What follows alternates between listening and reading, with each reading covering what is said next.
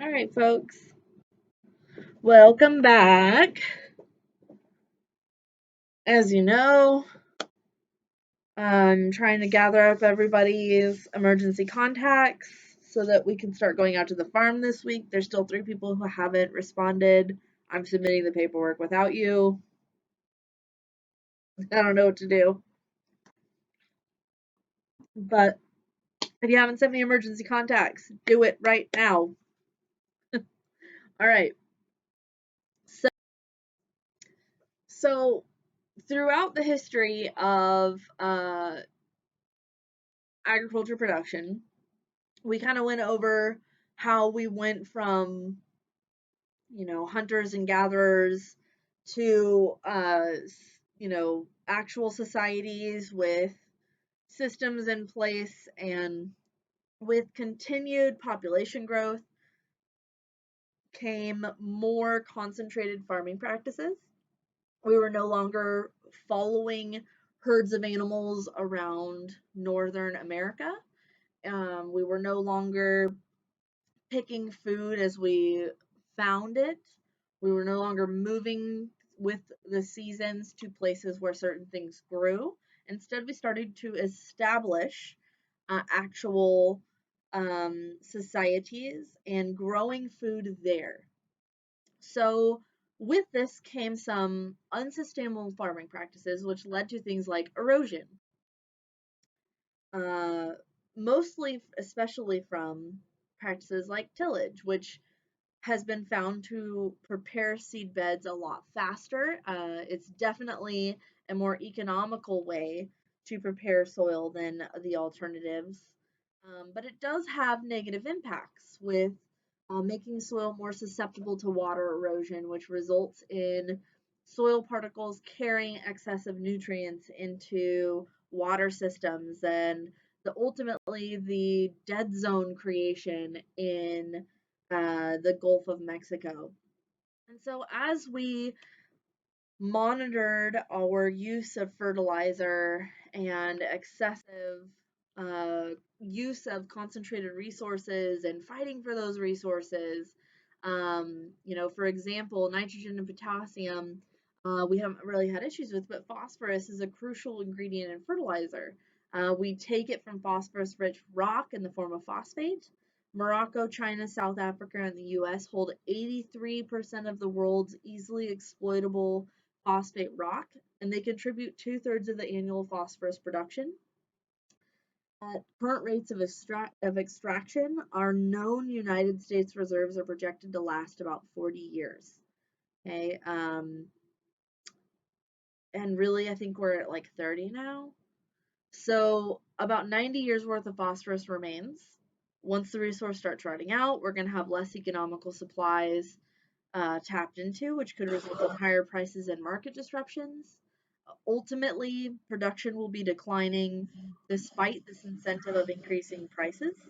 Last year, the price spiked because of tight supply and increased demand, for example. So, this, of course, is going to affect. Um, Hang on, I gotta mute whoever's making all that noise. This becomes a problem. All right, so as production decreases and price increases, we see the impoverished parts of the world hit the worst. World phosphate production, shown here, has been declining since the 1980s, 1990s, and it's projected to be almost zilch by 2050. Okay, 2020 has been a really hard year for a lot of reasons. The coronavirus and 1,000 other things have really punched a gut into human society. Um, and I wish I could say it was going to get better, but it probably won't. 2020, 2021, 2022, 2023, and beyond are probably going to get worse, because not only are we going to be dealing with climate crises and other issues associated with that, but we're going to be dealing with, over the next 30 years, a constant decline in available fertilizers, which is going to result in higher food prices because whenever you pinch a commodity that's needed, it drives up the price for that commodity, which then drives up food prices, which then makes them even less available to lower income parts of the story. So, moral of the story is we started to realize that in our race for efficiency and mass production and cheaper, more widely available food supplies, that we were destroying our resources and hindering our quality of life. Slowly but surely, conservation measures in agriculture are taking hold. Niche markets have started to erupt, capitalizing on sustainable agriculture. Local food has become popularized. Organic and natural food movements have started. And essentially, we started going back to how we used to do things. We realized that, whoa, sorry, my sleeve just literally, can I get this to show up? Oh, come on, Zoom. My sleeve just came apart. Just like literally, like, what the heck? Whatever. Um, clothes are falling off. It's fine. Um, basically, what we realized is the concentrated way that we were doing things to feed the world was also killing it. And ultimately, even though we are completely overpopulated and essentially never going to be able to provide for that, that we needed to start doing things differently. And that's where these niche markets kind of erupted. So, sustainable production has kind of become a result. It usually requires more labor, ideally less input, less mechanization. But this also means less production on the same amount of acreage. Okay. How does this affect price and availability? Locally, it's usually not that bad. But what about when we need to ship quantities to regions that can't grow to certain types of produce? This is the part of sustainable agriculture that people don't often think about. Is we're really privileged in Muncie, even though it doesn't always feel like it. Um, because you can go within several miles if you choose not to shop at Walmart, if you choose not to shop at Aldi's, if you choose not to shop at any of the grocery chains here. If you choose to buy from a local producer, you have that ability because things grow here almost year round. We have the capacity to grow food here on a wide scale variety year round. And what we can get here, we ship in. And you can, even if you don't have a lot of money, there's still sources of food for you. And that isn't possible everywhere in the world. It just isn't. And so this is the part of sustainable agriculture that I'm going to continue to highlight is that what is sustainable for us might be awesome and amazing and completely and totally doable and environmentally friendly and wonderful, and therefore I will champion it and encourage it. But not everybody has the privilege that we have, and not everybody can grow tomatoes and peaches and apples and lettuce in the soils around them, and they may not have the water to do it, and they may not have the money to bring in food. And so it does not matter whether you grow vegetables there organically or using the greatest, most amazing sustainable production systems that there are. Sometimes you have to do unsustainable things to provide for populations that don't have the luxury that we do. So that means that there's pressing concerns for farmers based on community needs. Producers in most parts of the country have a wide range of concerns. Some are technical, others may be environmental, some are economical, some are just general society concerns. In a recent survey of extension agents in Ohio, Pennsylvania, Virginia, and West Virginia, the following topics were brought up as concerns. Economics of sustainable agriculture, innovating farming systems, marketing of sustainable agriculture products, grazing and forage management. I actually just had a really long conversation with a farmer last night about grazing and sustainable farming around rotating and developing more forage without having to purchase hay and doing better ground management, basically. Farm management practices, integrated insect pest management, crop rotations, organic matter management, recycling farm waste, education and communication, extension and sustainable agriculture, water quality, grass-fed livestock, restoration of the family farm, natural resource conservation, composting, and systems theory, including biological systems. And these are just things that were brought into concern within like 4 or 5 states of us. Okay, imagine what concerns would look like in sub-Saharan Africa, in China, in Russia, in Australia. You know, wherever you go globally, the concerns are going to be different, and sustainability is going to look different to them. So, chewing on this, a 2001 survey by the National Young Farmers Coalition showed that the major concerns and challenges for young and beginning farmers were lack of capital, access to land, affordable health care, access to credit, business planning and marketing, profitability, education and training, and forward thinking ag educators will be thinking about these challenges facing the next generation of farmers and ranchers in their own communities and developing strategies. And that's where things like the Soil and Water Conservation Service come into play, where there's a group of local farmers who serve as a board to think and chew on this stuff and come up with strategies and then try to get communal buy-in for it. What types of innovating marketing strategies have you seen in your region to essentially? So crop rotation is also a key component to developing a sustainable farming and ranching operation. Crop rotations can break insect and disease life cycles. With the right crops and cover crops, rotations can improve soil quality. They can also lower economic risk by diversifying the products being sold from the farm. Now, the most general conventional rotation that you see is corn and beans, right? Because the beans offer nitrogen to the corn, which is nitrogen hungry. But what if we got even more diverse and grew wider spaced rows of corn with soybeans in between? And then in between our beans, we interseeded winter wheat so that we were building the soil profile and various forms of insect diversity. And on the conventional side, that would be considered very, very sustainable. And you wouldn't have all of your money in one basket for 1 year. You would be producing both corn, beans, and winter wheat instead of just corn 1 year and then beans the next year. So some sample crop rotations from different parts of the United States are shown in following slides. So this is a North Dakota 7-year rotation used to bring a very poor producing field into more sustainable production. So this is really, really intensive agriculture. It takes a lot of planning and it takes a lot of diversity in equipment. Okay, so in the spring of year 1, we seeded oats with yellow blossom sweet clover and nothing else for that year. In year 2, we covered we incorporated the cover with a tandem disc at first blossom, and then we tilled in the summer to control weeds, even though we don't like tillage. And then in fall, we seeded it with rye. We did nothing until the following summer, where we harvested the rye and sold it. And then in the fall, they chisel plowed for residue decomposition and to germinate volunteer rye. And then they used tillage in spring to knock out volunteer rye and weeds, and they planted sunflowers. They used a rotary hoe and cultivated to control weeds in the summer. And then they harvested sunflowers in the fall, and they destroyed insect habitats with a shallow disking, leaving enough residue for soil cover. And then they used tillage to knock out weeds and volunteer sunflowers in the spring of year 5.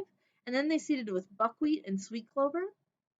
They harvested the buckwheat in the fall, leaving about 12 to 15 inches of stubble. And then they followed in spring of the 6th year with clover and buckwheat stubble incorporated with the tandem disc, tillage to control weeds, barley seeded for soil cover in the fall.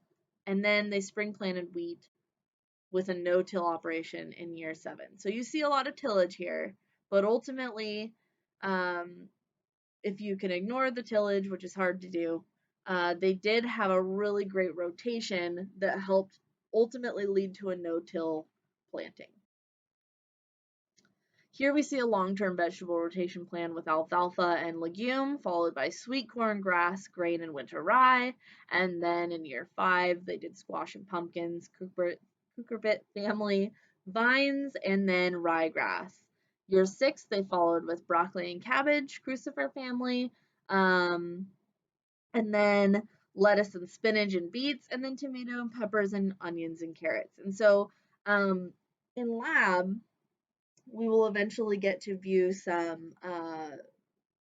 operations that basically do intensive vegetable rotations on 3 to 10 acres to grow all of these different types of produce to go directly to market And these are the kinds of rotations they're using to keep their soil fresh. So the conceptual framework here and historical foundations of sustainable agriculture that are being set are, I want you to consider that farmers have a lot of challenges facing them. So how would you think that farmers continue to farm the way they do? And what do some of the farmers you know tell you excites them most about their work? These questions are what I want you to kind of think about, and I'll make a discussion board about this, and then you can give me some of your ideas. So let's compare conventional to sustainable. Conventional looks like small to large acreage, modern day machinery for efficiency, pesticides and fertilizer to maximize production, and we're looking at monoculture, meaning every other year rotations instead of rotations within 1 year. Sustainable uses some machinery to increase efficiency in larger production scenarios, but mostly hand labor and small farms. Pesticides and fertilizer are organic and often used after natural methods have been exhausted. This enhances biodiversity, multiple crops are being grown, and there's an ecological basis used for planting. Now, when we're looking at conventional versus sustainable, which one is going to produce more food for the global food market? Tell me in the chat.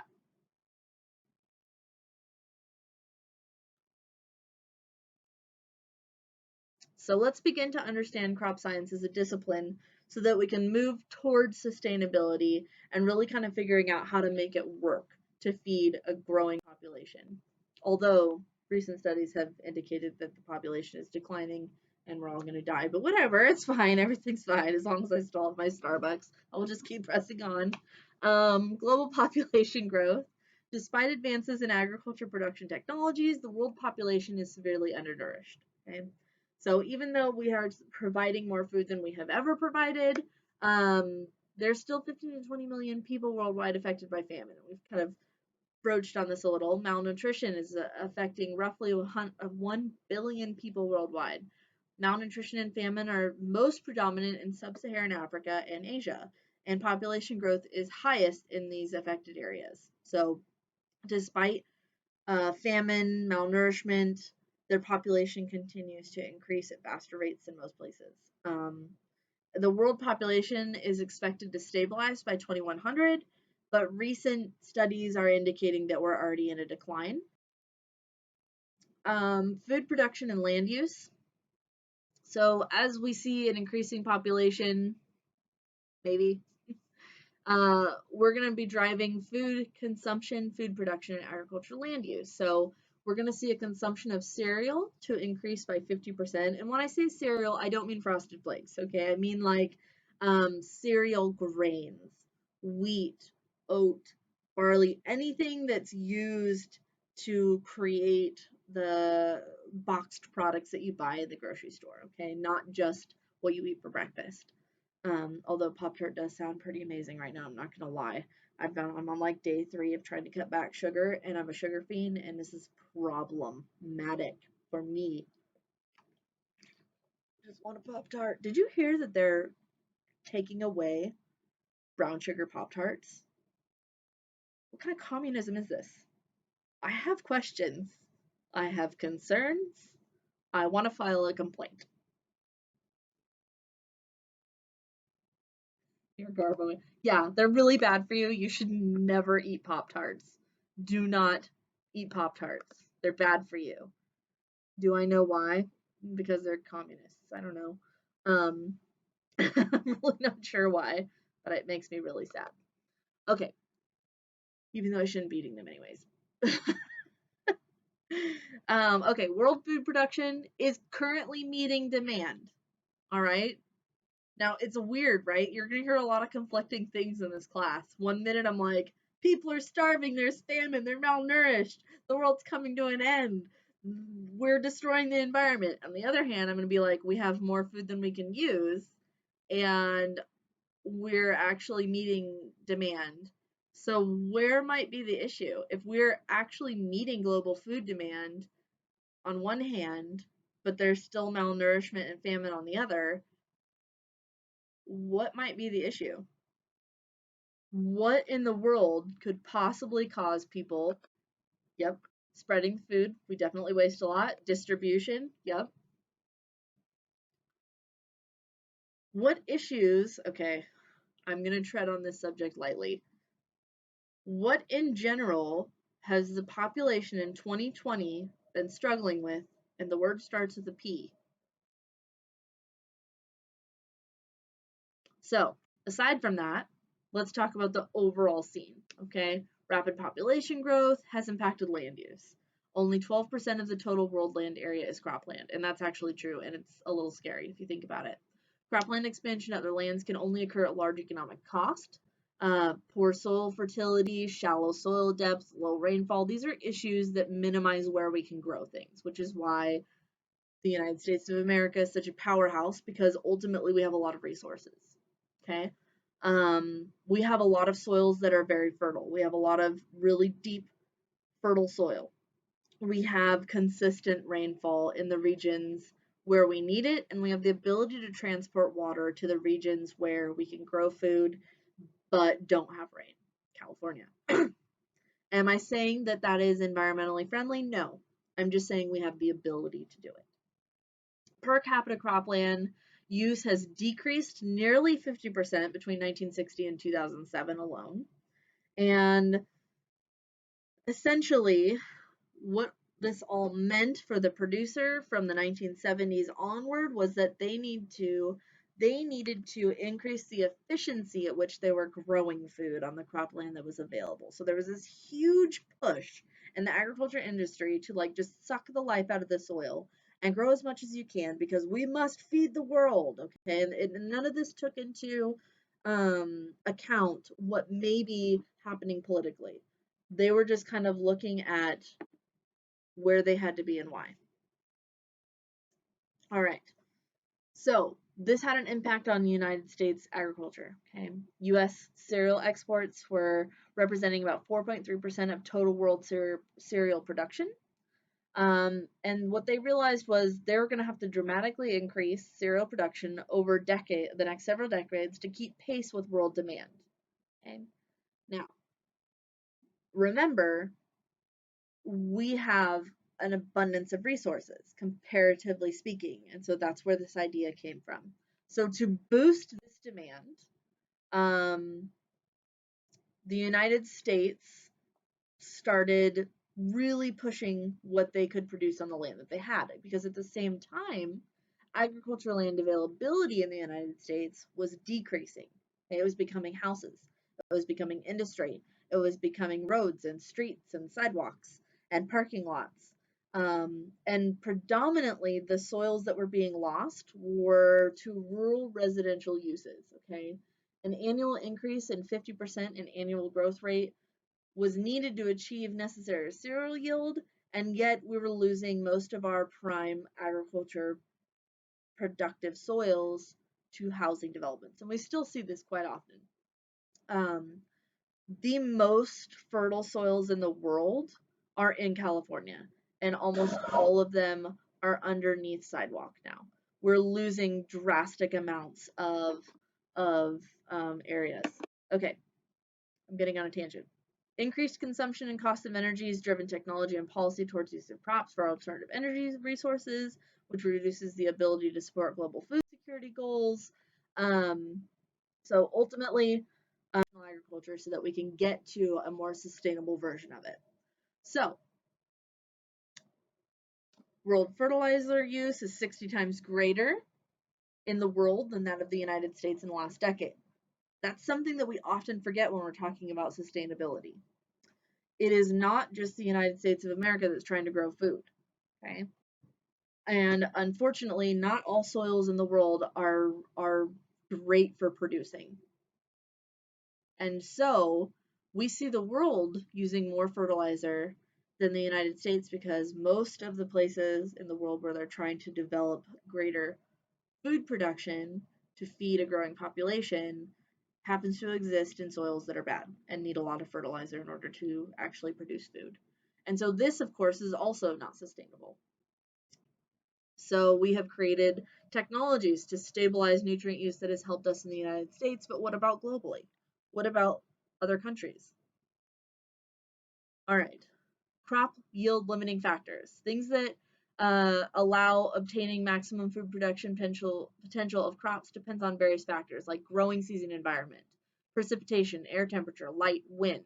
And then there's also the skill of the producer to identify yield reducing factors like planting date and seed quality and pests and harvesting efficiency. All of these things are what produce a viable crop, okay? Not everybody has the right growing season environment. 2 years ago, we had crazy rains during planting season, and half the corn crop in Indiana was ruined because of it. And we're still seeing the economic effects of that because government buyouts weren't there to really help us the way they should have been. And there was a tariff war, and it was the worst possible combination of negative factors ever. But there's also, to grow a plant, you have to have a lot of things come into fruition, and that is what gives the yield needed, right? You have to have growing conditions where there's the perfect amount of water and there's the perfect soil temperature and perfect ambient air temperature, and we can't have heavy winds that knock over the plants, and we need the right amount of photosynthesis, meaning light. In Alaska, there's times of the year where it's dark year round and they can't grow food without the use of artificial lights. Okay. And so then there's also the skill of the producer. Not everybody is trained in agriculture and how to grow every kind of varietal there is. There's people who are trained to grow corn. There's people who are trained to grow oats. There's people who are really good at growing broccoli. But most people don't wake up every day with the ability to grow hundreds of different types of produce, even if they have the perfect environment to do it. Okay. So there's also education. Education becomes an important aspect in getting good crop yield. So all of these things are potential limiting factors. Okay. What about fertilizer? Knowledge of limiting nutrients, affecting nutrient deficiencies, how to correct them, how to identify them. This can be applied to other things that affect crop yield, like crop variety, planting timing conditions, water availability. Sufficient nutrients are ultimately needed in the soil to grow plants. So crop production. Moving into the world of crop production. Okay, all basic cultivated plants originated from a wild species, probably. Okay, the exact time and place of origin and true ancestry for many crops is still speculative. Archaeology and ancient writings support early origin of most present day crops. Okay, some plants appear to have originated in two or more centers over world zones. Maybe they were basically essentially getting developed in two different places at the same time because we were kind of at the same stage in development. We concluded that 199 crops originated in the Old World and 45 in the Americas, because the Old World is essentially more well documented. I'll go into that another time. Western Hemisphere plants include maize, which is essentially corn, potatoes, sweet potato, field beans, peanuts, sunflower, some artichokes, tobacco. These are the things that were cultivated in the Western Hemisphere. In Eurasia, we had wheat, barley, rye, rice, peas, certain millets, soybeans, sugar beets, sugar canes, and most of the cultivated forage grasses and legumes. In Africa, we had sorghum, cowpea, yam, pearl millets, finger millets, and teff. In both American hemispheres, we had cotton. All right, so you may not actually know what some of this stuff is, so I'm just going to give a brief introduction into some of the things that I have brought up. Sorghum is a cereal grain that's used to make syrup. Millets are shown here, are pretty adorable, not gonna lie. Look at those little things, little tiny millets. Maize is corn. Teff and quinoa are grains. So modifications occurred to create a lot of the foods that we use as a basis today. Cultivated plants have undergone extensive modifications from the wild prototypes as a result of the continuous efforts of people to improve them. We have various differences from the wild form that generally help humans, including the yield we're able to get, the quality we're able to get, things as simple as reducing shattering of the seed. So for example, hemp has become this really big crop again, but it hasn't really been cultivated legally or had any kind of technological advances to help yield or quality improvements since it was banned in the mid 1800s. And so, because of this, we have a really hard time finding good seed in the hemp industry because they're very susceptible to shattering and very susceptible to biological molds and attack from organisms. Okay, so these are all things that we have worked on over hundreds of years to breed yield capacity into plants. And corn is a great example of that. Teosynth is the ancestor of maize, and it's basically a grass. And you can see the picture here. The corn cob is very tiny. The grain was very, very small. Go outside, pick up a blade of grass that's fruiting, and you'll see that there's not a lot there, right? Like cattle have to eat a lot of blades of grass to get as fat as they do, okay? And we recognized that we needed to beef it up. And so through selective breeding, essentially, we have the corn cob of today, okay? And so this is one example of how we have changed a varietal over time to suit our needs. And it's kind of weird, really, when you compare what it was to what it is today. We're looking at the beefcake of corn versus the Shrimpton. All right, where am I at on time? We're doing good. I'm not going on too much of a tangent. Okay, so we have cereal and grain crops.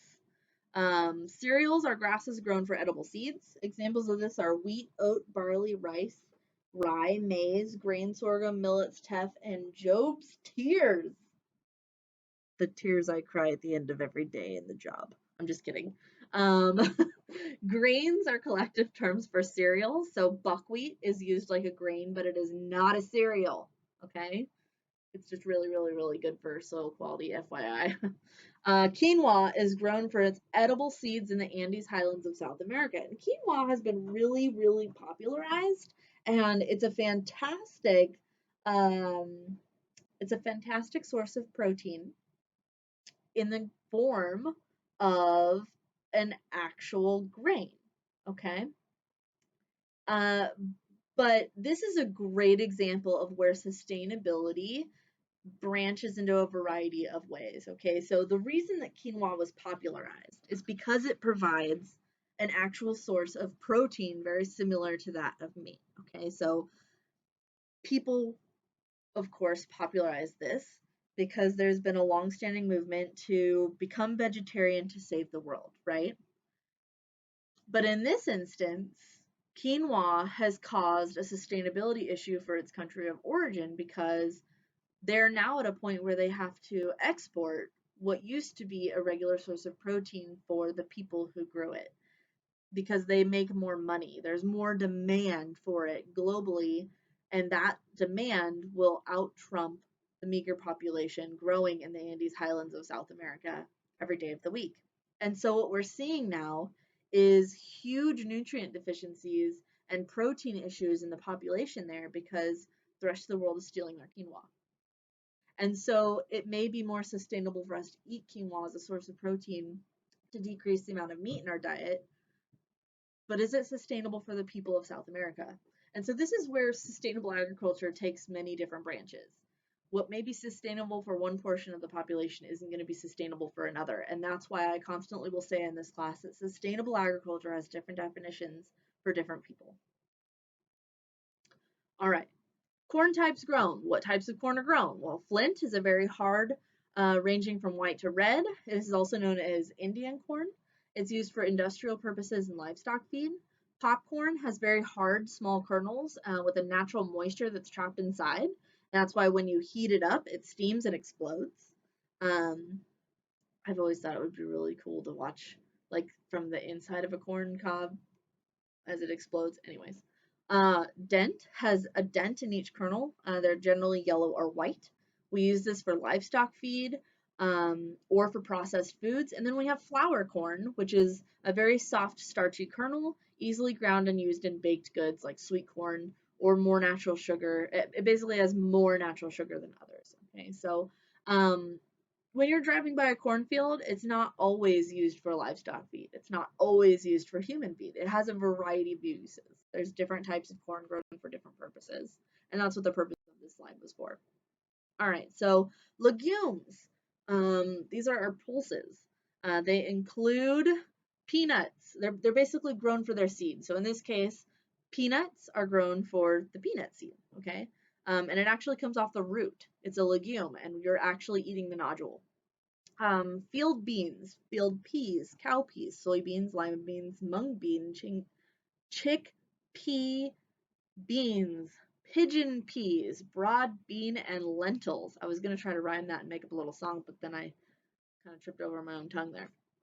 Forage crops refers to vegetable matter, fresh or preserved, that is generally utilized as feed for animals in the form of hay or live feed, aka grazing, which is the single most healthy way to raise cattle, in my very, very, very swayed opinion.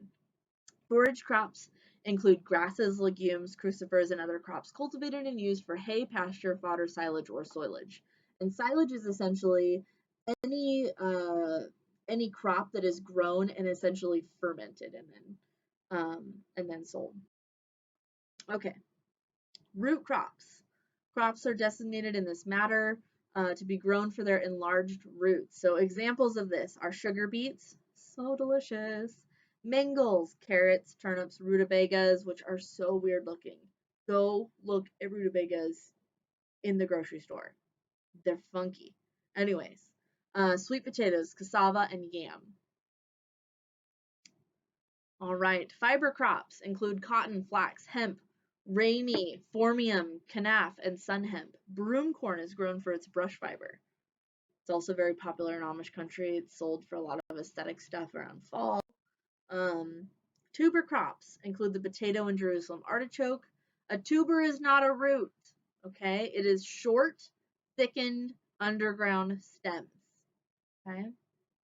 So Jerusalem artichokes have become a really popular um, cover crop because of the benefits to soils, because of the growth of their tubers and breaking up plow pans.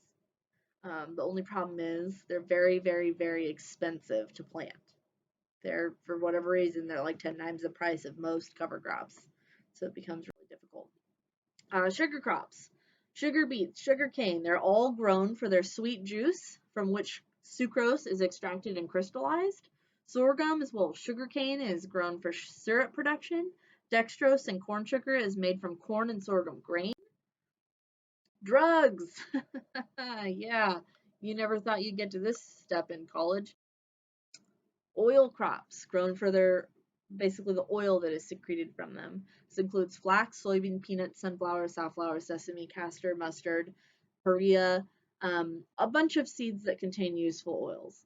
Cottonseed is an important source of oil, and corn and grain sorghum furnish edible oils. And here's the cool thing: there are some plants that are used for a variety of purposes. So you may have noticed that some plants have kind of fallen under various categories. That's because they have multi-use dimensions, and it makes them a very valuable crop. Rubber crops, goyelle. This is the only field crop grown in the United States that has been used for rubber, but other plants, such as the Russian dandelion, have been tested so far unsuccessfully. Sweet potatoes, carrots, turnips, rutabagas, cassavas, Jerusalem artichokes, field pumpkins, and many of the pulses are utilized chiefly as vegetable crops, meaning things that we can eat, things that we consume. Cover crops are those seeded into a specific purpose classification crops. They're basically seeded to provide cover for the soil. If you took my 221 class, which you should have or you are in now, you know that these are used to cover soil because we don't ever have naked soil, right? We always want it to be covered. So a lot of times these crops are either mowed or sprayed or turned in as what's called a green manure crop, so that it's literally turned into the soil as a green growing crop to provide a living culture of organic matter for the organisms that live there. Important green manure crops are the clovers, which are really, really expensive to seed, so is alfalfa, and the vetches, soybeans, cowpeas, rye, and buckwheat. Buckwheat is an amazing, amazing cover crop. It's really expensive. Okay, catch crops. These are more special purpose classification crops. They're substitute crops that are planted too late for regular crops or after the regular crop has failed. Short season crops such as millet, sunflower, and buckwheat are often used for this purpose as well. Soiling crops. These are crops cut and fed greens such as legumes, grasses, kale, and maize. These are all soiling crops. Okay. A lot of times this silage will be taken and it's mixed with like cut up hay and several other things to provide a balanced ration. Fun fact, I did that in college. It was a good time.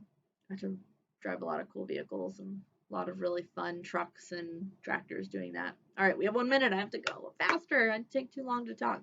Companion crops, sometimes used as nurse crops. These companion crops are grown with crops such as alfalfa or red clover in order to secure a return on the land in the first year of a new seeding. So if you're going to grow alfalfa, in the first year of growing alfalfa, it doesn't always come up very well. So you pair it with clover, which means you're going to be planting like 70% alfalfa, 30% red clover, something, or 50-50, something like that, to basically ensure that you get a payable crop out of the deal, because in general, these types of crops do very poorly in their first year before they get established.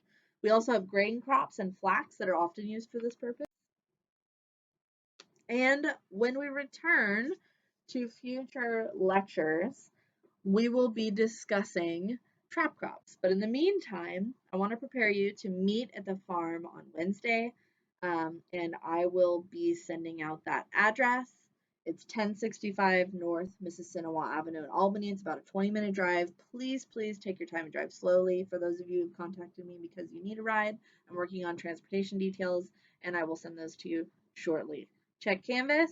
I'll put this recording there, and I'll see you on Wednesday.